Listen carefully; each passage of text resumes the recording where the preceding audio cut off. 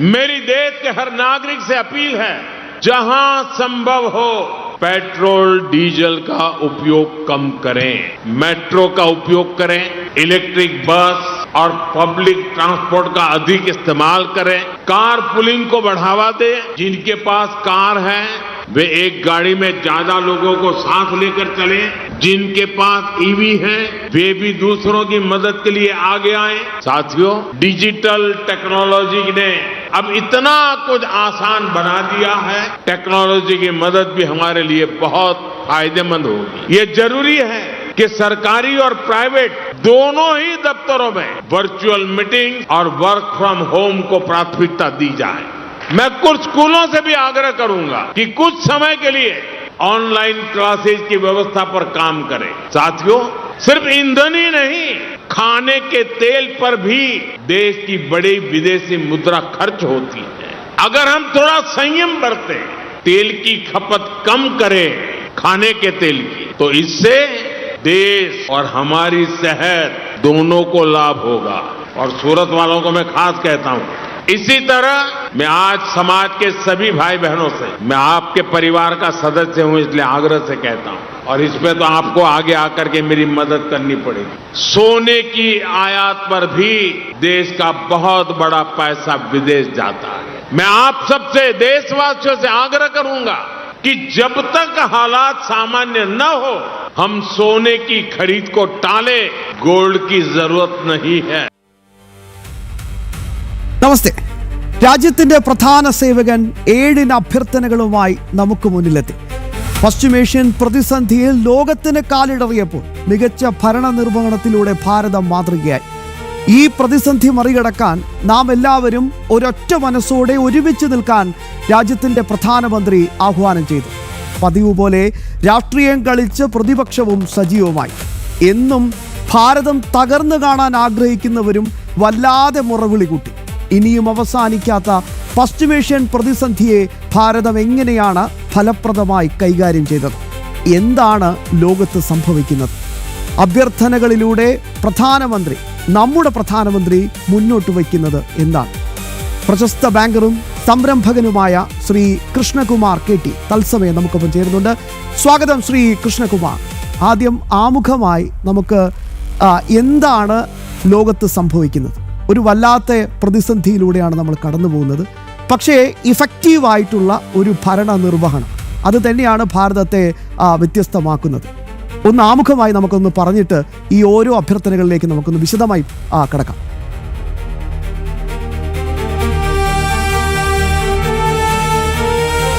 തീർച്ചയായും. ഇപ്പം എനിക്കിതിൽ കൂടുതൽ പറയാൻ പറ്റിയൊരു സാഹചര്യം എന്താണെന്ന് വെച്ചാൽ, ഇന്നലെ യൂണിയൻ ഫിനാൻസ് മിനിസ്റ്റർ നിർമ്മല സീതാരാമനുമായിട്ടൊരു കൂടിക്കാഴ്ചയ്ക്ക് ഒരു അവസരം ലഭിച്ചിരുന്നു. ആ സമയത്തും ഇപ്പോൾ നമ്മൾ ഡിസ്കസ് ചെയ്യുന്ന സെയിം കാര്യമാണ് ഫിനാൻസ് മിനിസ്റ്ററുമായിട്ട് സംസാരിക്കാൻ കഴിഞ്ഞത്. ഏകദേശം ഒരു 30 മിനിറ്റോളം നമുക്ക് വ്യക്തമായി ഇത്തരം കാര്യങ്ങൾ ഡിസ്കസ് ചെയ്യാൻ സമയം കിട്ടി. മാത്രമല്ല, കഴിഞ്ഞ ദിവസങ്ങളിൽ ബഹ്റൈൻ, ദുബായ്, അബുദാബി എന്നീ സ്ഥലങ്ങളിലേക്ക് ചില ബിസിനസ് കാര്യവുമായി ബന്ധപ്പെട്ടൊക്കെ യാത്ര ചെയ്യേണ്ടി വന്നു. അപ്പം ശരിക്കും പറഞ്ഞാൽ ഈ പറയുന്ന ദുബായിലാണെങ്കിലും അവിടുത്തെ ഹോട്ടൽ മേഖലകളിൽ വളരെ കുറച്ച് ഗസ്റ്റുകൾ മാത്രമുള്ളൂ. ഒരുപാട് ഫോറിനേഴ്സൊക്കെ അവിടെ നിന്ന് ഓൾറെഡി വിട്ടുപോയി.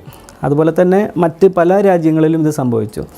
അപ്പം നമ്മുടെ രാജ്യത്ത്, നമ്മുടെ ഇന്ത്യ മഹാരാജ്യത്ത് നമ്മൾ പലപ്പോഴും ചിന്തിക്കുന്ന ഒരു കാര്യം, ഇന്ത്യയും പാകിസ്ഥാനുമായിട്ടൊരു യുദ്ധമോ അല്ലെങ്കിൽ ഇന്ത്യയും വേറെ രാജ്യങ്ങളുമായിട്ടുള്ളൊരു അതിർത്തി പ്രശ്നങ്ങൾ വരുമ്പോഴാണ് ഇന്ത്യ പ്രതിസന്ധി നേരിടുന്നത് എന്നാണ് പൊതുവെ എല്ലായ്പ്പോഴും നമ്മുടെ ഉള്ളിൽ വരുന്നൊരു ചിന്ത.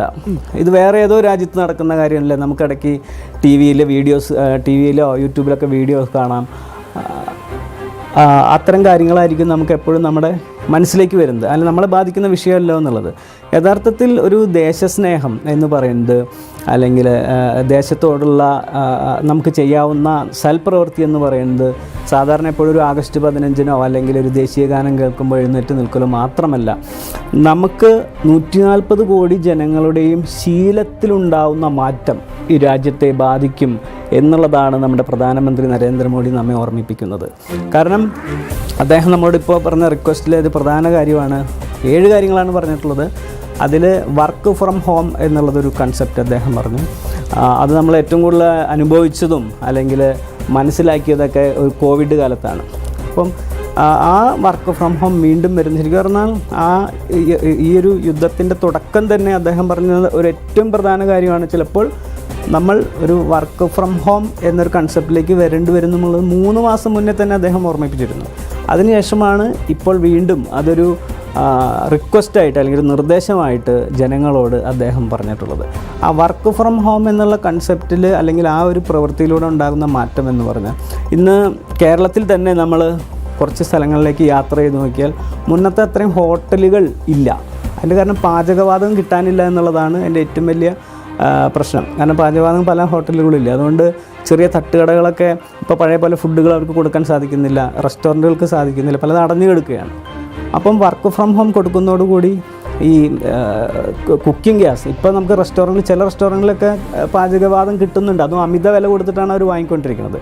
പക്ഷേ ഇനി കുറച്ച് നാൾ കൂടെ കഴിഞ്ഞാൽ അതും ഇല്ലാണ്ടാവും. അപ്പം ഈ വർക്ക് ഫ്രം ഹോം വരുന്നതോടുകൂടി ആളുകളുടെ യാത്രയിൽ ഓരോ കോർപ്പറേറ്റ് കമ്പനികളിലും മറ്റ് സ്ഥാപനങ്ങളിലൊക്കെ 60% പേരും ഭക്ഷണം കഴിക്കുന്നത് റെസ്റ്റോറൻറ്റുകളിൽ നിന്നാണ്, അതായത് പുറത്തുനിന്നാണ്. അപ്പം വീട്ടിലാവുമ്പോൾ ആ ഭക്ഷണം വീട്ടിൽ തന്നെ കഴിക്കാനും ഒരുപാട് റെസ്റ്റോറൻറ്റുകളുടെ ഉപയോഗം കുറയാനും ഇത് പാചകവാതക ഉപയോഗത്തിൽ വലിയ ഗണ്യമായ ഒരു മാറ്റം ഉണ്ടാക്കാനൊക്കെ സാധിക്കുമെന്നുള്ളതാണ് പ്രധാന കാരണം.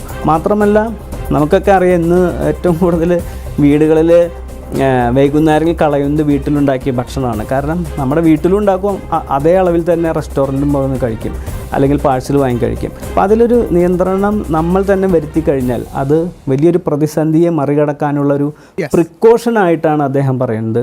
ഇത് ഈ വർക്ക് ഫ്രം ഹോമിലുണ്ടാവുന്നത് ഒരു കാര്യം മാത്രമല്ല, പാചകവാതകം മാത്രമല്ല, യാത്രയിൽ, അതായത് ഒരു വർക്ക് ഫ്രം ഹോം കൊടുക്കുന്നതോടുകൂടി ഏകദേശം 40% കാറുകൾ യാത്രയിൽ നിന്നും ഒഴിവായി കിട്ടും. കാരണം ഓരോ ഓഫീസുകളിലും മിനിമം 40% പേര് വരുന്നത് കാറുകളിലാണ്. ഒരു വ്യക്തി ഒരു കാറിലേക്കാണ് വന്നുകൊണ്ടിരിക്കുന്നത്.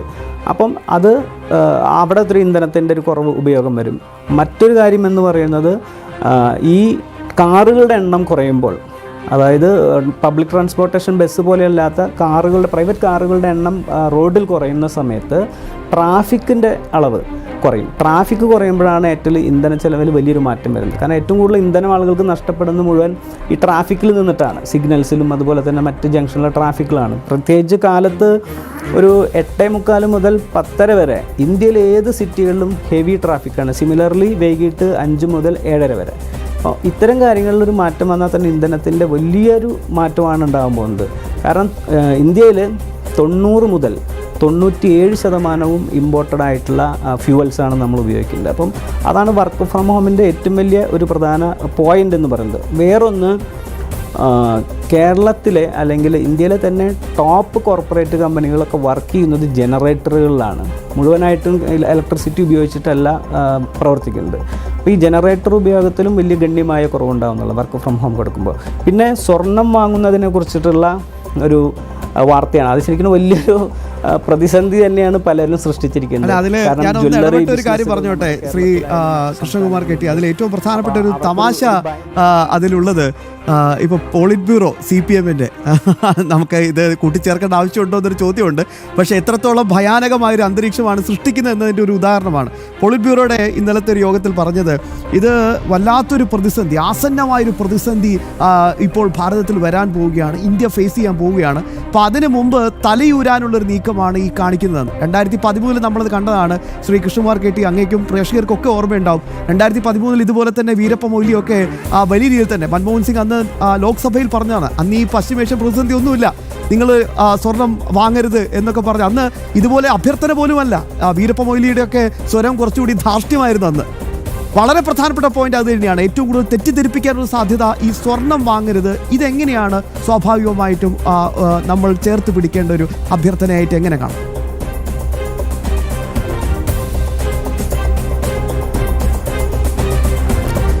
ഈ ഒരു സാഹചര്യത്തെ നമ്മൾ കാണേണ്ടത് അതൊരു രാഷ്ട്രീയമായ ആംഗിളിലല്ല.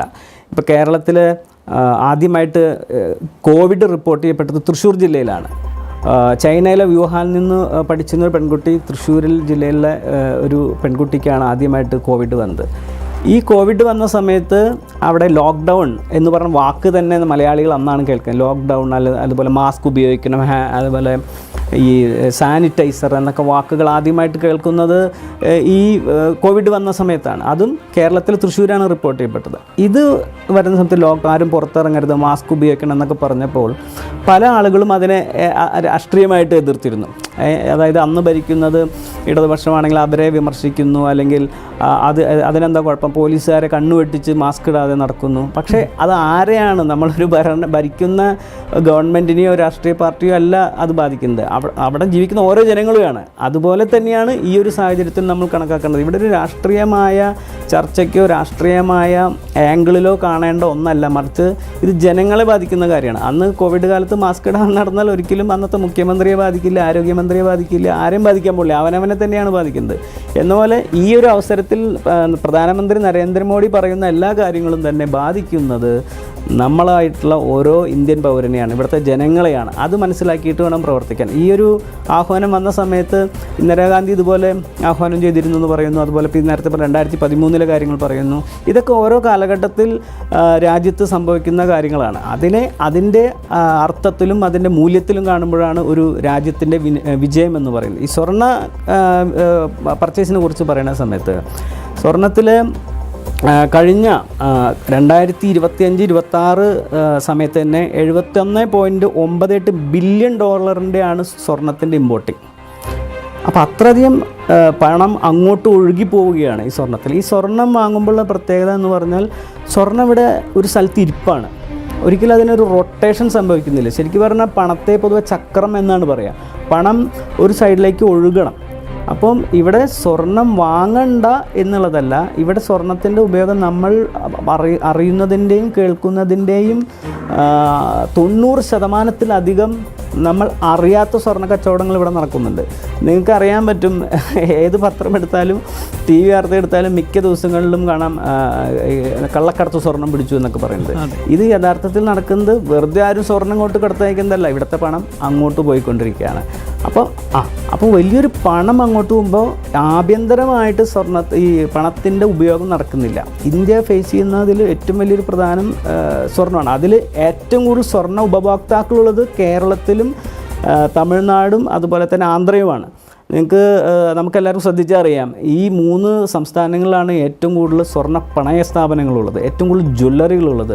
ഈ നോർത്ത് ഇന്ത്യയിലേക്കൊക്കെ സ്വർണ്ണത്തിൻ്റെ ഉപയോഗം ജ്വല്ലറിയുടെ കൺസെപ്റ്റൊക്കെ വന്നിട്ട് വളരെ കുറച്ച് കാലമായിട്ടുള്ളൂ. അപ്പോൾ ഇവിടെ ഈ സ്വർണം അമിതമായി വാങ്ങും തോറും ഈ പണം അവിടെ സ്റ്റക്കായിരിക്കുകയാണ്. മാത്രമല്ല ഈ ഡോളറിൻ്റെയൊക്കെ ഈ സ്വർണ്ണം ഇടപാടുകളെല്ലാം നടക്കുന്ന ട്രേഡിംഗ് എല്ലാം ഡോളറിലാണ്, അതൊരിക്കലും ഇന്ത്യൻ റുപ്പിയിലല്ല വിനിമയം നടക്കുന്നത്. അപ്പം ആ സമയത്ത് ഇന്ത്യൻ റുപ്പിയുടെ വാല്യൂ ആസ് വെൽ ആസ് ഇപ്പോഴത്തെ പണമൊഴുക്ക്, കാരണം ഇനി കുറച്ച് കാലത്തേക്ക് നമ്മുടെ NRIs ആയിട്ടുള്ള പല സുഹൃത്തുക്കളോടും ബന്ധുക്കളോടും ചോദിച്ചാൽ അവരും ഇപ്പോൾ പ്രതിസന്ധിയിലാണ്, ജോലി എന്താവുമോ എന്നറിയില്ല. അപ്പോൾ നമ്മുടെ പല വരുമാനങ്ങളും നിൽക്കാനുള്ള പല സാധ്യതകളും ഉള്ളപ്പോൾ നമ്മളുള്ള കയ്യിലുള്ള പണം എടുത്ത് സ്വർണം മേടിച്ചു വെച്ചാൽ എന്തെങ്കിലും കാരണവശാൽ സ്വർണത്തിൻ്റെ വില താഴോട്ട് പോയാൽ, കാരണം 2025-26 67% ഹൈക്കാണ് സ്വർണ്ണ വിലയിലുണ്ടായിട്ടുള്ളത്.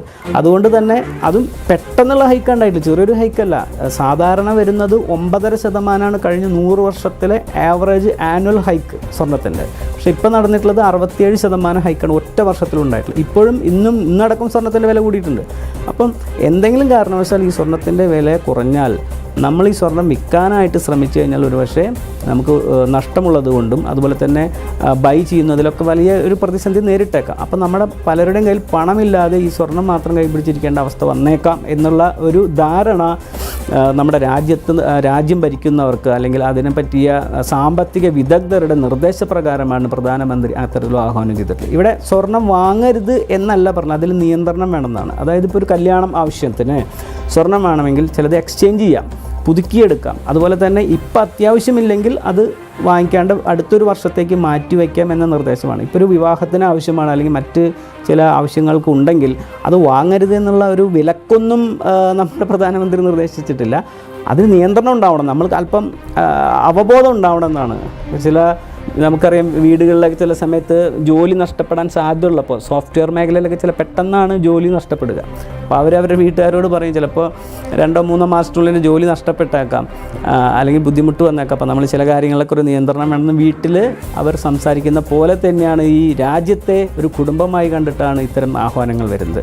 അതാണ് സ്വർണത്തിൻ്റെ കാര്യത്തിൽ പറയാനുള്ളത്. മറ്റൊന്ന്, സ്വർണം വാങ്ങുന്നതിൽ പലപ്പോഴും ചിലർ നികുതി വെട്ടിക്കുന്നതിന് വേണ്ടി, ചില കള്ളപ്പണങ്ങൾ പൂഴ്ത്തിവെക്കുന്നതിന് വേണ്ടിയൊക്കെ ഉപയോഗിക്കുന്ന ഒരു ടൂളും കൂടിയാണ് സ്വർണം. അപ്പം അതൊക്കെ നമ്മുടെ സ്വർണ്ണ വിനിമയത്തെ അല്ലെങ്കിൽ സാമ്പത്തിക കാര്യങ്ങളെ ബാധിക്കുന്നുണ്ട്. ഇത് അങ്ങനെ പല ആംഗിളെ ഉദ്ദേശിച്ചുകൊണ്ടാണ് ആ കാര്യം പറഞ്ഞിട്ടുള്ളത്. പിന്നെ ഈ കഴിഞ്ഞ വർഷം 24% കഴിഞ്ഞ വർഷത്തേക്കാൾ സ്വർണത്തിൻ്റെ വില കൂടിയിട്ടുള്ളത്. 24% വിലയല്ല, പർച്ചേസ് എൻ്റെ അളവ് കൂടി. സാധാരണ അത് 6 മുതൽ 7% ഈ 2025-26 അത് ഒറ്റയടിക്ക് 24% കഴിഞ്ഞ വർഷത്തേക്കാളും കൂടിയിട്ടുള്ളത്. ഇതൊക്കെ വലിയൊരു ചിന്തിക്കേണ്ട വിഷയമാണ്. അതുകൊണ്ടാണ് ആ ഏരിയ ഒക്കെ വളരെ സെലക്റ്റീവായിട്ട് പറഞ്ഞിട്ടുള്ളത്. പിന്നൊന്ന്, പാചക എണ്ണ, അതായത് എഡിബിൾ ഓയിൽസ് എന്ന് പറയും.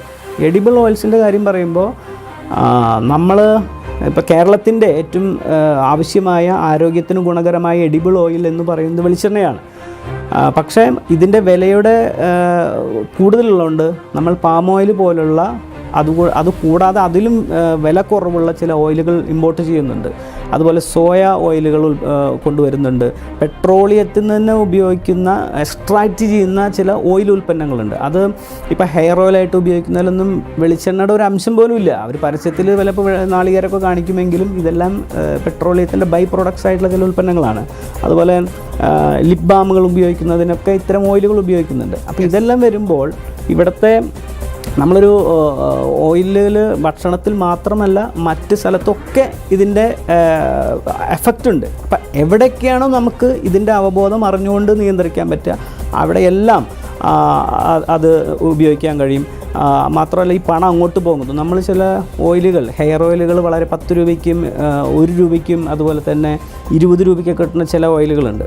അപ്പം ചിലർ അത് ഒരു ദിവസം താമസിക്കുന്ന എവിടെയെങ്കിലും യാത്ര പോകുമ്പോൾ ഒരു ദിവസത്തേക്ക് വാങ്ങുന്ന എണ്ണകളാണ്. പക്ഷേ അതിലടങ്ങിയിരിക്കുന്നത് 50 മുതൽ 100 ഗ്രാം എണ്ണയായിരിക്കും. പക്ഷേ ഉപയോഗിക്കുന്നതെന്ന് വെറും 10 മില്ലി മാത്രമാണ്. അപ്പം അവിടെ അതങ്ങനെ ത്രോ ഔട്ട് ചെയ്യുകയാണ്. ചില ടൂത്ത് പേസ്റ്റുകളൊക്കെ നമ്മൾ വാങ്ങുക, അപ്പോൾ തന്നെ കളയും, ചില സോപ്പ്. അപ്പം ഇവിടെ ഈ ഓയിലുകൾ ഉപയോഗിക്കുമ്പോൾ അത് വലിയൊരു ശതമാനം ഫണ്ട് വിദേശത്തേക്ക് ഒഴുകുന്നു. അതിനെ നിയന്ത്രിക്കാനാണ് ആ കാര്യങ്ങൾ പറഞ്ഞിട്ടുള്ളത്. മാത്രമല്ല ഇത് ഹെൽത്തിനെയും കൂടെ ബാധിക്കുന്ന എണ്ണങ്ങളാണ്. ഇന്ന് ഏറ്റവും കൂടുതൽ കൊളസ്ട്രോളും അതുപോലെ തന്നെ ഹാർട്ട് അറ്റാക്കും മറ്റ് ഫാറ്റി ലിവറിൻ്റെയൊക്കെ അടിസ്ഥാന കാരണം എന്ന് പറയുമ്പോൾ ഡോക്ടേഴ്സ് എല്ലാം നിർദ്ദേശിക്കുന്നത് നിങ്ങൾ വറുത്തതും പൊരിച്ചതും കഴിക്കരുതെന്നാണ്. ആ വറുത്തതും പൊരിച്ചതെന്ന് പറയുന്നത് കോക്കനട്ട് ഓയിൽ ചെയ്ത് മാത്രമല്ല, മറ്റെണ്ണകൾ ഇത്തരത്തിലുള്ള ഹെവി ആയിട്ടുള്ള ആരോഗ്യത്തിന് ദോഷം ചെയ്യുന്ന ചില എഡിബിൾ ഓയിൽസുകൾ പുറത്തുനിന്ന് ഇമ്പോർട്ട് ചെയ്യുന്നുണ്ട്. അതാണ് നമുക്ക് ആരോഗ്യ പ്രശ്നങ്ങൾ ഉണ്ടാക്കുന്ന ഒരു ഓയിൽ. അതിലും കൂടെ നിയന്ത്രണം വേണം എന്നാണ് അദ്ദേഹം പറഞ്ഞിട്ടുള്ളത്. അതിൽ 56% ഇമ്പോർട്ടഡ് ആണ് അത്തരത്തിലുള്ള എണ്ണകൾ. അതുപോലെ ചില ക്രീമിലൊക്കെ ഉപയോഗിക്കുന്നത്. പിന്നെ വിദേശ യാത്രകൾ, ഇന്ന് ഫിക്കിയുടെ ഒരു വലിയ ഇൻ്റർനാഷണൽ പ്രോഗ്രാം ഇന്ത്യയിൽ തന്നെ നടക്കുന്നുണ്ട്. അതിൽ വിദേശ മലയാളികളായിട്ടുള്ള വലിയ ബിസിനസ്സുകാർ അവിടെ പങ്കെടുക്കുന്ന വലിയൊരു പ്രോഗ്രാമാണ് ഇന്ന് ഡൽഹിയിൽ നടക്കുന്നത്. അതിലും ഒരു ചർച്ചാ വിഷയം നമ്മൾ ഇന്ന് പ്രധാനമന്ത്രി നമ്മളോട് ആഹ്വാനം ചെയ്ത ഈ വിദേശ യാത്രകളെ പറ്റിയാണ്. അപ്പം അതിൽ പങ്കെടുക്കുന്ന കുറച്ച് ബിസിനസ്സുകാരായിട്ടുള്ള ഇന്ത്യക്കാരെ എനിക്ക് കാണാനിടയായി ഇന്നലെ. അപ്പോൾ അവരൊക്കെ പറഞ്ഞ കാര്യം എന്ന് പറയുന്നത് വിദേശയാത്ര വേണ്ട എന്നല്ല, വിദേശയാത്ര പോകാണ്ട് ഒരിക്കലും ഒരു രാജ്യത്തിന് മുന്നോട്ട് പോകാൻ പറ്റില്ല. വിദേശ യാത്രകളിൽ പെടുന്ന ടൂറിസം, അതായത് വിനോദസഞ്ചാര യാത്രകൾ, അല്ലെങ്കിൽ വെറുതെ ഒരു രാജ്യം ഒന്ന് കാണാൻ പോയിട്ട് വരാം എന്നൊക്കെ, അങ്ങനത്തെ പ്ലാനുകളൊന്ന് കുറയ്ക്കാൻ വേണ്ടിയിട്ടാണ് ഈ ഒരു കാര്യം. അതായത് $15 ബില്യൺ 2024 ഈ 25-26 തന്നെ 11 മാസം കൊണ്ട്, ഈ ഒരു ലാസ്റ്റ് 11 മാസം കൊണ്ട് $15.26 ഈ ട്രാവൽ എക്സ്പെൻസുകളായിട്ട് RBI റിപ്പോർട്ട് ചെയ്യപ്പെട്ടിട്ടുള്ളത്. അപ്പം അതൊരു വലിയ ഘടകമാണ്. മാത്രമല്ല ഈ ടൂറിസം, നമ്മൾ ഏറ്റവും കൂടുതൽ ടൂറിസം എന്ന് പറഞ്ഞാൽ ഉടനെ നമ്മുടെ ഇടയിലേക്ക് വരെ തായ്ലാൻഡ് പോകുന്നു, മലേഷ്യ പോകണം, സിംഗപ്പൂർ പോകണം എന്നൊക്കെയാണല്ലോ അല്ലേ. അതാണ് നമ്മുടെ, അല്ലെങ്കിൽ അങ്ങനത്തെ ട്രിപ്പുകളാണ് വരുമെങ്കിലും ഇന്ത്യയിൽ തന്നെ എത്രയോ മികച്ച വിനോദസഞ്ചാര കേന്ദ്രങ്ങളുണ്ട്. നമ്മൾ അതിനെക്കുറിച്ച് ചിന്തിക്കാറില്ല. പണ്ടൊരിക്കൽ രാജ്യത്തിന്റെ പ്രധാന സേവകൻ ലക്ഷദ്വീപ് തീരത്തൊന്ന് കസേര വലിച്ചിട്ടത് നമുക്കൊക്കെ മാതൃകയാണ്. അത്തരത്തിലൊരു ചിന്ത വേണം എന്നൊരു കൃത്യമായ ബദലാണ് അദ്ദേഹം മുന്നോട്ട് വെച്ചത്. രാജ്യം ഒരു പ്രതിസന്ധി നേരിടുമ്പോൾ സ്വാഭാവികമായും ഒരൊറ്റ മനസ്സോടെ നമുക്കൊക്കെ ഒരുമിച്ച് നിൽക്കേണ്ട ഒരാവശ്യമാണ് വന്നിരിക്കുന്നത്. പ്രധാനമന്ത്രി രാജ്യത്തിന് മുമ്പാകെ വെച്ച, നമുക്ക് മുന്നിൽ വെച്ച 7 അഭ്യർത്ഥനകളാണ് വിശദമായി തന്നെ നമ്മൾ പരിശോധിക്കുന്നത്. നമുക്ക് ചുറ്റും ഒരുപാട് തെറ്റിദ്ധരിപ്പിക്കുന്ന വാർത്തകളുണ്ട്. അതിനൊക്കെ കൃത്യമായ വിലയിരുത്തലും വിശദീകരണവും നൽകിയാണ് നമുക്കൊപ്പം ഇപ്പോൾ Shri Krishnakumar K T. Shri Krishnakumar K T, സ്വാഗതം. ഇതിൽ ഏറ്റവും പ്രധാനപ്പെട്ട കാര്യം, ഒരു അപ്ഡേറ്റ് വന്നിരിക്കുന്നത് ഈ വർക്ക് ഫ്രം ഹോം എന്ന പ്രധാനമന്ത്രിയുടെ അഭ്യർത്ഥന, അതിന് വ്യാപകമായൊരു സ്വീകാര്യതയാണ്. ഇപ്പം IT പ്രൊഫഷണലുകളുടെ ഓർഗനൈസേഷനും കൂട്ടായ്മയും ഒക്കെ അത് ഉടൻ നടപ്പിലാക്കണം എന്നാവശ്യപ്പെട്ടുകൊണ്ട് കേന്ദ്ര തൊഴിൽ മന്ത്രിക്ക് കത്തയക്കുന്ന തരത്തിൽ കാര്യങ്ങളെത്തി. അപ്പോൾ അത്രയും വലിയൊരു സ്വീകാര്യത വരികയാണ്. മാത്രമല്ല, നേരത്തെ LPG സബ്സിഡി എടുത്തു കളയണമെന്നൊരു പ്രധാനമന്ത്രിയുടെ ഒരു അഭ്യർത്ഥന ഉണ്ടായിരുന്നു. അതിനൊക്കെ 1 കോടിയിലധികം പേരാണ് ഇമ്മീഡിയറ്റ് ആയിട്ട് അതിനൊപ്പം നിന്നത്. അതായത് രാജ്യത്തിന് വേണ്ടി പ്രധാനമന്ത്രി പറയുന്ന കാര്യങ്ങൾ കൃത്യമായി തന്നെ അത് ഏറ്റെടുക്കാൻ ഒരു ഭാരതീയർ ഇവിടെ സജ്ജമാണെന്ന വളരെ പോസിറ്റീവായ കാര്യമുണ്ട്. ഒരു കാര്യം ചോദിച്ചോട്ടെ, ഇപ്പം അങ്ങ് വിദേശയാത്രകളുടെ കാര്യം പറഞ്ഞു, ഒപ്പം തന്നെ പാചക എണ്ണയുടെ കാര്യം, തീർച്ചയായും സ്വർണം നിയന്ത്രണം, അത് കാര്യം, എന്തിനാണ് ഇതൊക്കെ കൃത്യമായി മുന്നോട്ട് വെക്കുന്നത്? ഇനി നമുക്ക് വിശദമായി തന്നെ പരിശോധിക്കാനുള്ളത് കൃഷിയുമായി ബന്ധപ്പെട്ട ഒരു വളരെ പ്രധാനപ്പെട്ട പോയിന്റാണ്. രാസവളങ്ങളെ ആശ്രയിക്കുന്നത് കുറയ്ക്കുകയും ജൈവ കൃഷി രീതികളിലേക്ക് മാറുകയും ചെയ്യണം എന്ന വളരെ പ്രധാനപ്പെട്ട ഒരു അഭ്യർത്ഥന. നമുക്ക് അതിലേക്ക് കടക്കാം. ശ്രീ കൃഷ്ണകുമാർ.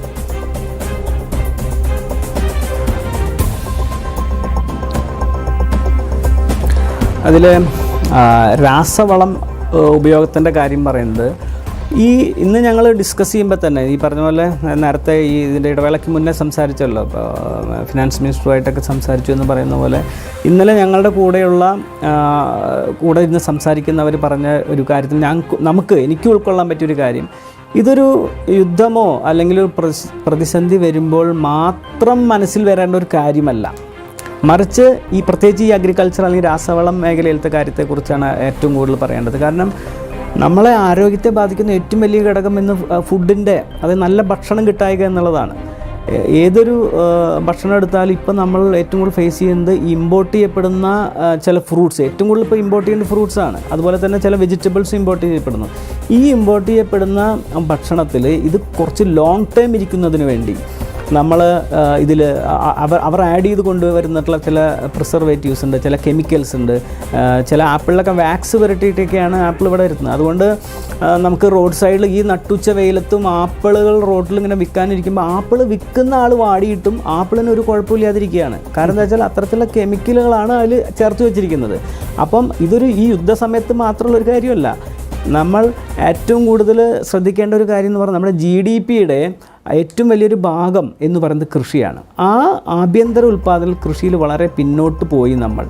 അപ്പം അതിനെ തിരിച്ചു കൊണ്ടുവന്നാലുള്ള ഗുണം ഈ രാസവളം ഉപയോഗം, കാരണം രാസവളത്തിൽ ഏറിയ പങ്ക് 65-66% ഇമ്പോർട്ടഡാണ്. അപ്പോൾ ഈ രാസവളം ഉപയോഗിക്കുമ്പോൾ ആർക്കാ കുഴപ്പം? ഇവിടുത്തെ ജനങ്ങൾക്ക് തന്നെയാണ്, നമ്മുടെ ആരോഗ്യത്തിന് തന്നെയാണ്. മാത്രമല്ല, ഈ ആരോഗ്യ പ്രശ്നം ഫേസ് ചെയ്യാൻ വേണ്ടിയിട്ട് നമ്മൾ ഹോസ്പിറ്റലിൽ ചെന്നാൽ മിക്ക ഇംഗ്ലീഷ് മരുന്നുകളും, അതായത് ഇംഗ്ലീഷ് മരുന്നുകൾ വേർഡ് തന്നെ അതുകൊണ്ടാണ് ഉപയോഗിക്കുന്നത്. ഇതെല്ലാം ഇമ്പോർട്ടൻ്റ് ആണ്. നമുക്ക് ഇവിടെ അടുത്ത് കാണാം ചില ഇഞ്ചക്ഷൻ്റെ ഒക്കെ വില, അല്ലെങ്കിൽ സോഷ്യൽ മീഡിയയിൽ കേട്ടില്ല, 18 കോടി രൂപയ്ക്കാണ് ചില മരുന്നുകളുടെ വില. ലക്ഷങ്ങളുടെ വിലയുള്ള മരുന്നുകളുണ്ട്. ഇത് എവിടെ നിന്നാണ് ഇതിൻ്റെ സോഴ്സ്? നമ്മുടെ ഭക്ഷണത്തിൽ നിന്നാണ്. അത് ഒരു യുദ്ധം വരുമ്പോൾ മാത്രം ശ്രദ്ധിക്കേണ്ട കാര്യമല്ല. അത് ഈ സമയത്ത് പറഞ്ഞത് ഇത് ഓട്ടോമാറ്റിക്കായിട്ട് രാസവളത്തിൻ്റെ ചിലവുകൾ അങ്ങോട്ട് പുറത്ത് പോകാതിരിക്കാൻ വേണ്ടി പറഞ്ഞു എന്നുള്ളൂ. പക്ഷേ നമ്മളെ മാത്രം ബാധിക്കുന്ന കാര്യമാണ്. പിന്നെ ഇവിടെ ജൈവവളത്തിൻ്റെ ഉപയോഗം കൂട്ടിക്കഴിഞ്ഞാൽ നമുക്ക് തന്നെയാണ് ഏറ്റവും നല്ലത്. കേരളത്തിൽ ഓരോ ജില്ലകളിലും ഏകദേശം 5000 മുതൽ 10000 ഹെക്ടർ ലാൻഡുകളാണ്, കൃഷിസ്ഥലങ്ങളാണ് ഉപയോഗശൂന്യമായിട്ട് കിടക്കുന്നത്.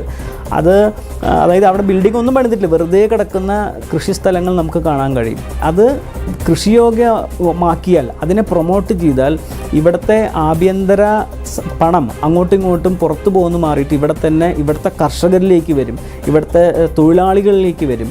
ആ പണം റൊട്ടേറ്റ് ചെയ്ത് കഴിഞ്ഞാൽ ഈ രാജ്യത്തിന് തന്നെയാണ് ഗുണം. അതുകൊണ്ടാണ് ആ രാസവള ഉപയോഗം കുറച്ച് ജൈവവളത്തിലേക്ക് വരാനും കൃഷിയെ പ്രോത്സാഹിപ്പിക്കാനൊക്കെ പറയുന്നത്. നേരത്തെ പറഞ്ഞ ഫ്രൂട്ട്സിൽ നമ്മളിപ്പോൾ മറന്നു പോകുന്ന ഒരുപാട് നല്ല നല്ല ഇന്ത്യയുടെ തന്നെ ഒരുപാട് പഴങ്ങളുണ്ട്. അറ്റ്ലീസ്റ്റ് കേരളത്തിലെ തന്നെ എടുത്തു കഴിഞ്ഞാൽ ഇന്ന് നമ്മൾ കോയമ്പത്തൂർ, തമിഴ്നാടൊക്കെ പോയി കണ്ടിരുന്ന ചില വാഴപ്പഴങ്ങളുണ്ട്, ഒരു പ്രത്യേക മഞ്ഞ കളറുള്ളത്. അത് നമ്മൾ അവിടെ പോകുമ്പോഴാണ് ഒരു 10 കൊല്ലം 15 കൊല്ലമൊക്കെ മുമ്പ് കണ്ടിരുന്നത് എങ്കിൽ ആ പഴങ്ങൾ ഇന്ന് നമ്മുടെ സിറ്റികളിലേക്ക് വന്നു. കാരണം വാഴക്കൃഷി നമ്മൾ ചെയ്യുന്നില്ല. അപ്പം കുറഞ്ഞ വിലയ്ക്ക് ഇവിടെ കിട്ടുന്ന വാഴപ്പഴത്തിന് നമ്മളിപ്പോൾ വലിയ കൂടിയ വില കൊടുത്ത് വാങ്ങുന്നു. ആ വാങ്ങുന്നതിലും പല രാസവളങ്ങളുടെ ഉപയോഗമുണ്ട്, കൃത്രിമമായിട്ട് പഴുപ്പിക്കുന്ന കാര്യങ്ങൾ ചെയ്യുന്നുണ്ട്. പക്ഷേ ഇവിടെ അതിനെ പ്രൊമോട്ട് ചെയ്താലുള്ള ഗുണം ഇവിടുത്തെ ജനങ്ങൾക്കാണ്, ഇവിടുത്തെ കർഷകന് പണം കിട്ടും, ഇവിടുത്തെ ആളുകളിലേക്ക് അത് വരും, GDP-യെ ബാധിക്കും, എല്ലാം തന്നെ അതുമായി കണക്ട് ചെയ്തിട്ടുള്ള. അതുകൊണ്ടാണ് ആ കൃഷിയെക്കുറിച്ചും രാസവളത്തെക്കുറിച്ചും അദ്ദേഹം പ്രത്യേകം എടുത്തു പറഞ്ഞത്. ഇതിൽ ആരിഫ് യുദ്ധം നടത്തിയ സമയത്ത് നമ്മൾ കണ്ടതാണ്. അന്ന് പ്രൈം മിനിസ്റ്റർ കൃത്യമായി തന്നെ ആഭ്യന്തര വിപണികൾ സജീവമാക്കണം എന്നൊരു കൃത്യമായ ഒരു ആഹ്വാനം മുന്നോട്ട് വെച്ചു. ഒരു പക്ഷേ ട്രംപിന് പോലും അവസാനം മുട്ടുകുത്തേണ്ടി വന്നു. കയറ്റുമതി മേഖല ശക്തമായി തന്നെ മുന്നോട്ട് പോകുന്ന പശ്ചാത്തലം കണ്ടു. പുതിയ വിപണികൾ തേടി നമ്മൾ എപ്പോഴും പ്രധാനമന്ത്രി പറയുന്നുണ്ട്, പ്രതിസന്ധികൾ നമ്മൾ അവസരങ്ങളായി മാറ്റുക എന്ന വളരെ പ്രധാനപ്പെട്ട ഒരു മോട്ടോ. അതുപോലെ തന്നെ സ്വദേശി ഉൽപ്പന്നങ്ങൾ, ഒരുപക്ഷെ രാഷ്ട്രീയ സ്വയംസേവക സംഘമൊക്കെ പതിറ്റാണ്ടുകളായി ആ ഒരു മൂവ്മെൻറ്റുമായി മുന്നോട്ട് പോവുകയാണ്. അതിൻ്റെയൊക്കെ ഒരു വലിയ നട്ടെല്ല് സ്വാഭാവികമായിട്ട് ഈ പ്രതിസന്ധിയെ പിടിച്ചു നിർത്താൻ കാരണമായി എന്ന് പറയേണ്ടി വരും അല്ലേ?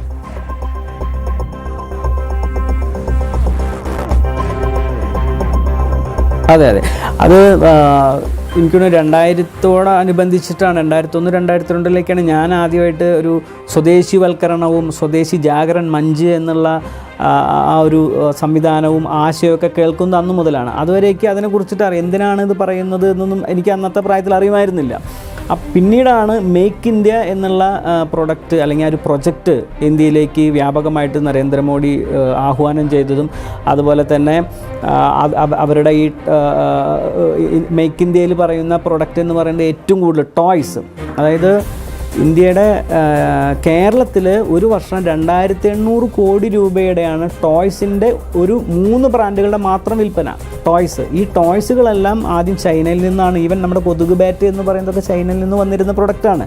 അവർ അത്തരത്തിലുള്ള പ്ലാസ്റ്റിക് ഉൽപ്പന്നങ്ങളും അതുപോലെ തന്നെ ഈ ടോയ്സ്, ടെഡി ബിയർ എന്ന പോലുള്ള സാധനങ്ങളൊക്കെ മുന്നേ പുറത്തുനിന്ന് ഇങ്ങോട്ട് വരുന്നതായിരുന്നു. ഇത് മേക്ക് ഇന്ത്യ എന്നുള്ള സിസ്റ്റം വന്നതോടുകൂടി ഇവിടെ പല കമ്പനികളും, ഗുജറാത്തിലും അതുപോലെ തന്നെ രാജസ്ഥാനിലും ചെന്നൈയിലുമൊക്കെ നിരവധി കളിപ്പാട്ട നിർമ്മാണങ്ങൾ മേക്ക് ഇന്ത്യ എന്നുള്ള പദ്ധതിയിലൂടെ വരികയും അതിൻ്റെ വലിയൊരു മാറ്റം തന്നെ ഉണ്ടായിട്ടുണ്ട്. പിന്നെ ഇന്ന് പറഞ്ഞിട്ടുള്ളൊരു വിദേശ ബ്രാൻഡുകളുടെ വാങ്ങലുകൾ ഒരു നിയന്ത്രണം വേണമെന്ന് പറയുന്നത് ഉദ്ദേശിക്കുന്നത് ഇവിടെ തന്നെ ഇപ്പോൾ ഡോക്കൻ മാർക്ക് എന്ന് പറയുന്നത് ഒരു ആളുകൾ എന്തിനാ വിദേശ ബ്രാൻഡ് സെലക്ട് ചെയ്യുന്നത്, അതിൻ്റെ ക്വാളിറ്റി അല്ലെങ്കിൽ അതിൻ്റെ ഒരു ഡിസൈൻ ഇതൊക്കെ നോക്കിയിട്ടാണ്. ഇപ്പോൾ ഈ ഡോക്കൻ മാർക്ക് എന്ന് പറയുന്ന ഷൂ ശരിക്കും എല്ലാവരും പൊതുവെ കരുതിയിരുന്ന ഒരു വിദേശ ബ്രാൻഡാണ്, പക്ഷേ അത് ഇന്ത്യയിലെ ബ്രാൻഡാണ്, അത് കേരളത്തിലെ ഒരു മലയാളിയുടെ ബ്രാൻഡാണ്.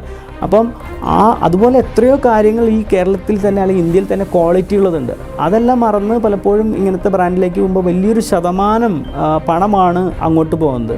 പല വിദേശ ബ്രാൻഡുകളും തുണിത്തരങ്ങളൊക്കെ ഉണ്ടാക്കുന്നത് ഇന്ത്യയിലെ തന്നെ തിരുപ്പൂർ പോലുള്ള തുണി ഉൽപ്പാദന സ്ഥലങ്ങളിൽ നിന്നാണ്. അപ്പോൾ ഇവിടെയുള്ള ആളുകളുടെ പണിയിപ്പിച്ചുകൊണ്ട് ഇവിടുത്തെ മെറ്റീരിയൽ ഉപയോഗിച്ചുകൊണ്ട് അത് ബ്രാൻഡ് മാത്രമാണ് പലപ്പോഴും വിദേശത്ത് അത് ബ്രാൻഡ് ചെയ്ത് വരുന്നത്. അപ്പം നമുക്ക് ബ്രാൻഡിനോട് ഇഷ്ടമാണ്, അതിന് ക്രൈസുള്ള ആൾക്കാരുണ്ട്, എങ്കിലും വലിയൊരു പണം അങ്ങോട്ട് പോകുമ്പോൾ ഈ ഒരു കാലഘട്ടത്തിലെങ്കിൽ അല്പം അതിനുവേണ്ടി ശ്രദ്ധിക്കുകയും അതിനുവേണ്ടി അല്പം കോൺഷ്യസ് ആവുകയും ചെയ്താൽ അത് രാജ്യത്തിന് തന്നെയാണ് ഗുണം എന്നുള്ളതാണ് ഈ ഒരു വിദേശ ബ്രാൻഡുകളെ കുറിച്ചും ഒക്കെ പറയുന്നത്. അതാണ് അതിൻ്റെ ഒരു ഇമ്പോർട്ടൻ്റ് ആയിട്ടുള്ള കാര്യം. പിന്നെ ഇതൊരു ത്യാഗമൊന്നുമല്ല. ഇപ്പം നമ്മളോട് എല്ലാവരും ത്യജിക്കണം, എല്ലാം ഒഴിവാക്കണം, അതൊന്നുമല്ല നമ്മുടെ പ്രധാനമന്ത്രി പറയുന്നത്. ഒരു സ്ട്രാറ്റജിക് ഡിസിപ്ലിനാണ്. അതുപോലെ തന്നെ ഒരു വിലക്കോ അതുപോലെ ഒരു ഒന്നും ചെയ്യാൻ പാടില്ല അങ്ങനത്തെ ഒരു സ്റ്റക്കായിട്ടുള്ളൊരു ഡിസിഷനൊന്നുമല്ല. ഇത് നമ്മുടെ ഒരു ദേശീയ തലത്തിൽ നമ്മൾ സ്വയം നിയന്ത്രണം ഉണ്ടാക്കുന്നു. പിന്നെ ഒരു പിശുക്കി ജീവിക്കണമെന്നോ അതൊന്നുമല്ല, ഒരു ജാഗ്രത വേണം എന്നുള്ളത്. പിന്നെ നമ്മളുടെ രാജ്യത്തെ ശക്തമാക്കാൻ അതിർത്തിയിലെ സൈനികർ മാത്രമല്ല, അടുക്കളയിലുള്ള ആളുകൾക്ക് കൂടി അതിലൊരു റോളുണ്ട് എന്നുള്ളതാണ്. വീട്ടിലെ തീരുമാനമെടുക്കുന്ന ഉത്തരവാദിത്വം എടുക്കുന്നവർക്കും കൂടെ രാജ്യത്തിൻ്റെ വളർച്ചയിലും രാജ്യത്തിൻ്റെ ഭദ്രതയിലൊക്കെ റോളുണ്ടെന്നുള്ള ഓർമ്മപ്പെടുത്തലാണ് നമ്മുടെ പ്രധാനമന്ത്രി നമ്മളോട് പറയുന്നതും ഓർമ്മപ്പെടുത്തുന്നതും. അവസാനമായ ഒറ്റ ചോദ്യം, വളരെ കൃത്യമായ പഞ്ചാണ് അങ്ങിപ്പോൾ പറഞ്ഞത്. അതിർത്തി കാക്കുന്ന സൈനികർ മാത്രമല്ല, ഓരോരുത്തരും ഇതിൽ കൃത്യമായ ജാഗ്രത പാലിക്കേണ്ടതുണ്ട്, ശക്തമായി മുന്നോട്ട് പോകേണ്ടതുണ്ട്. അവസാനമായ ഒറ്റ ചോദ്യം ശ്രീ കൃഷ്ണകുമാർ, വലിയ ആശങ്കയാണ്, ലോക്ക്ഡൗണിലേക്കൊക്കെ പോവുകയാണ്, ആസന്നമായ പ്രതിസന്ധികൾ വരികയാണ്, വലിയ വലിയ പ്രശ്നങ്ങൾ ഉണ്ടാകും. ഇതൊക്കെ ഉണ്ടാവണം എന്ന് ആഗ്രഹിക്കുന്ന ഒരുപാട് പേരുണ്ടല്ലോ, അവരിങ്ങനെ ഉണ്ടാക്കുന്ന ഒരുപാട് വാർത്തകളും ഒക്കെ നമുക്ക് ചുറ്റുമുണ്ട്. അങ്ങയുടെ ഒരു വിലയിരുത്തൽ അവസാനം.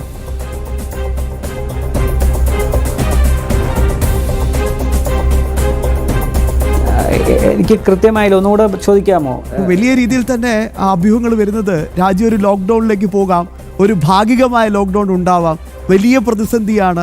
ആ പ്രതിസന്ധി പ്രധാനമന്ത്രി തന്നെ തുറന്ന് സമ്മതിച്ച ഒരു അവസ്ഥയാണ്, വല്ലാത്ത പ്രശ്നങ്ങളാണ്. ഇങ്ങനെയൊക്കെ നമുക്ക് ചുറ്റും ഇങ്ങനെ വാർത്തകൾ വരികയാണ്. ഒരുപക്ഷെ പ്രിയപ്പെട്ട പ്രേക്ഷകരും അതിങ്ങനെ പങ്കുവെക്കുന്നുണ്ട് നമ്മളുമായി. അങ്ങയുടെ ഒരു എക്സ്പെർട്ട് വിലയിരുത്തൽ.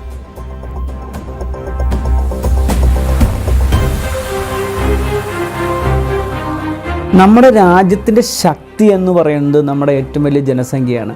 ഒരു കാലഘട്ടത്തിൽ നമ്മുടെ ജനസംഖ്യ എന്നുള്ളത് നമ്മുടെ പോരായികയായിട്ട് ചിന്തിക്കുന്ന കാലം മാറി നമ്മുടെ ജനസംഖ്യയാണ് നമ്മുടെ ശക്തി എന്ന തിരിച്ചറിവിലേക്ക് വന്നൊരു സമയം കൂടിയാണ് ഈ കഴിഞ്ഞ 20 വർഷം എന്ന് പറയുന്നതാണ് നമുക്ക് ഏറ്റവും കൂടുതൽ ഒരു ഉണർവുണ്ടാക്കിയിട്ടുള്ളത്. കാരണം ലോകരാജ്യങ്ങൾ മുഴുവൻ അവരുടെ ഒരു പ്രൊഡക്റ്റ് ഉണ്ടാക്കിയാലും അവരുടെ എന്തെങ്കിലും ആശയങ്ങളോ ഉൽപ്പന്നങ്ങളോ അവരുടെ രാജ്യത്തെ വിദേശ ടൂറിസം മേഖലയെ അങ്ങനെ ഏതൊരു കാര്യവും വിൽക്കണമെങ്കിൽ ഇന്ത്യ എന്ന് പറയുന്ന ഇത്രയും ജനസംഖ്യയുള്ള ഒരു വലിയ രാജ്യത്തിനെ ഡിപ്പെൻഡ് ചെയ്തുകൊണ്ട് മാത്രമേ സാധിക്കൂ എന്നുള്ള ഒരു യാഥാർത്ഥ്യം നമ്മളെല്ലാവരും തിരിച്ചറിയേണ്ടത്. അതുകൊണ്ട് തന്നെ ഈ രാജ്യം ഒരിക്കലും ഒരു വലിയ പ്രതിസന്ധി നേരിടുകയോ വലിയൊരു പ്രശ്നത്തിലേക്കൊന്നും ഒരിക്കലും പോകാൻ കഴിയുന്നില്ല. നമ്മളതിനൊരു ജാഗ്രത എടുക്കുന്നു മാത്രം. കാരണം ഇന്ത്യ ഒരു വലിയ രാജ്യമാണ്. ഇന്ത്യയിലുള്ള കഴിവുള്ള ഒത്തിരി ആളുകൾ ഈ രാജ്യത്തുണ്ട്. ഈ ലോകരാജ്യങ്ങൾ ഇപ്പോൾ ഈ ഗൂഗിൾ എന്ന് പറയുന്ന ഇത്രയും വലിയ കമ്പനിയുടെ CEO എന്ന് പറയുന്നത് തമിഴ്നാട്ടുകാരനായിട്ടുള്ള, അതായത് ഇന്ത്യക്കാരനായിട്ടുള്ള സുന്ദർ പിച്ചയാണ്.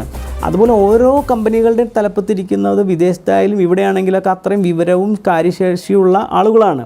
ഇവിടെ എന്തിനും കഴിവുള്ള പ്രാപ്തിയുള്ള ശാസ്ത്രജ്ഞരുണ്ട്, അതുപോലെ സോഫ്റ്റ്വെയർ എൻജിനീയേഴ്സുണ്ട്, ഡോക്ടർമാരുണ്ട്, വൈദ്യന്മാരുണ്ട്, കർഷകരുണ്ട്, ഏറ്റവും നല്ല ടെക്നോളജിയുള്ള യുദ്ധ സാമഗ്രികളുണ്ട്.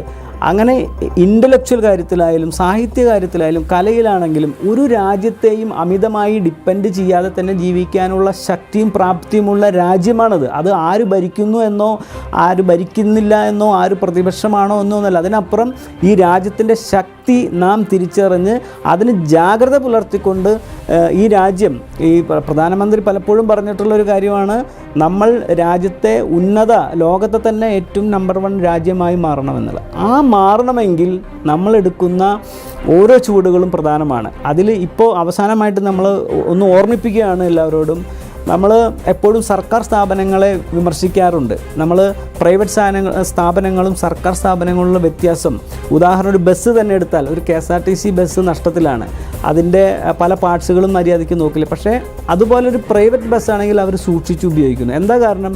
ഇതിനുള്ള ഓണർഷിപ്പ് അവിടെയാണ്, ഉത്തരവാദിത്തം, അക്കൗണ്ടബിലിറ്റിയിലാണ് രാജ്യത്തിൻ്റെ ശക്തി എന്ന് പറയുന്നത്. അപ്പോൾ KSRTC അത് പൊതുമുതലാണ്, അതങ്ങനെയൊക്കെ ഓടിച്ചാൽ മതി. അല്ലെങ്കിൽ സർക്കാർ ആശുപത്രി അത് ഇങ്ങനെയൊക്കെ മതി, ക്ലീൻ ആയില്ലെങ്കിലും കുഴപ്പമില്ല. സർക്കാരിൻ്റെ എന്ത് സാധനം, പൊതുസ്ഥാപനങ്ങൾ നന്നായി നടക്കാത്തതിൻ്റെ കാര്യം അതിനൊരു കൃത്യമായി ഉത്തരവാദിത്തപ്പെട്ട ആളില്ല എന്നുള്ളതാണ്. പക്ഷേ ഒരു സ്വകാര്യ സ്വത്ത്, സ്വകാര്യ ബിസിനസ്സുകൾ, സ്വകാര്യ സ്ഥാപനങ്ങൾ അവിടെ വളരെ നീറ്റായിട്ട് നടക്കുന്നു, ലാഭത്തിലാകുന്നു. എന്താണ് കാരണം? അവിടുത്തെ ഓരോ ആളുകളെയും ജോലിക്കാരെയും ഉപകരണങ്ങളെയും ഒക്കെ ഇത് എൻ്റെയാണെന്നും അതുപോലെ തന്നെ ഇത് സൂക്ഷിച്ച് കൈകാര്യം ചെയ്തില്ലെങ്കിൽ അത് എൻ്റെ ഭാവിയെ ബാധിക്കുമെന്ന ചിന്ത അതിൻ്റെ ഉടമസ്ഥനുണ്ട്. പക്ഷേ നമ്മളെപ്പോഴും രാജ്യത്തെ കാണുന്നത് ഇതിനൊരു ഉടമസ്ഥനില്ല, ഇത് ആരൊക്കെയോ ഭരിക്കണം, ആരുടെയൊക്കെയാണ്, എല്ലാത്തിനും വിമർശിക്കുന്നു. അത് മാറിയിട്ട് ഇത് എൻ്റെ രാജ്യമാണെന്നും ഇതിൻ്റെ ഉത്തരവാദിത്വം, ഇതിൻ്റെ പുരോഗതിയും ഇതിൻ്റെ അധോഗതിയും എൻ്റെ ഓരോ ശീലത്തിലും പ്രവർത്തനത്തിലുമാണ് എന്നുള്ള തിരിച്ചറിവാണ് ഏറ്റവും ആദ്യം ഈ ഒരു സാഹചര്യത്തിൽ എടുക്കേണ്ടത്. അല്ലാതെ ഇതൊരു പ്രതിസന്ധിയിലേക്കോ എവിടേക്കും പോകുന്ന ഒരു സാഹചര്യം എന്നല്ല. ഈ രാജ്യം മുന്നോട്ട് തന്നെ പോവും. നമ്മുടെ എല്ലാവരുടെയും ഇഷ്ടത്തോടെ ആ ദേശസ്നേഹം എന്നുള്ള നാഷൻ ഫസ്റ്റ് എന്ന ചിന്ത ഉണ്ടെങ്കിൽ ഈ രാജ്യം ഒരു പ്രതിസന്ധിയിലും എത്തില്ല, മറിച്ച് എല്ലാ പ്രതിസന്ധികളെയും മറികടന്ന ഒരു മികച്ച രാഷ്ട്രമായിട്ട് മാറും. അതാണ് ഈ ഒരു സാഹചര്യത്തിൽ പറയാനുള്ളത്. Yes, thank you so much Shri Krishnakumar. അത് തന്നെയാണ് പ്രിയപ്പെട്ട പ്രേക്ഷകരെ, ഈ നിമിഷം നാം ഓരോരുത്തരും പാലിക്കേണ്ട ജാഗ്രത, അതാണ് രാജ്യത്തിൻ്റെ പ്രധാന സേവകൻ 7 അഭ്യർത്ഥനകളായി നമുക്ക് നൽകിയിരിക്കുന്നത്. ശ്രീ കൃഷ്ണകുമാർ സൂചിപ്പിച്ചതുപോലെ തന്നെ രാജ്യത്തിൻ്റെ സുരക്ഷ അത് അതിർത്തിയിൽ കാവൽ നിൽക്കുന്ന നമ്മുടെ ധീരന്മാരായ സൈനികർക്ക് മാത്രമല്ല, നമുക്ക് ഓരോരുത്തർക്കും ആ കടമയുണ്ട്, ആ പൗരബോധമുണ്ട്. തീർച്ചയായും നമുക്കും പാലിക്കാം, ജാഗ്രത പാലിക്കാം, പ്രധാനമന്ത്രിക്കൊപ്പം അടിയുറച്ച് മുന്നോട്ട് പോകാം.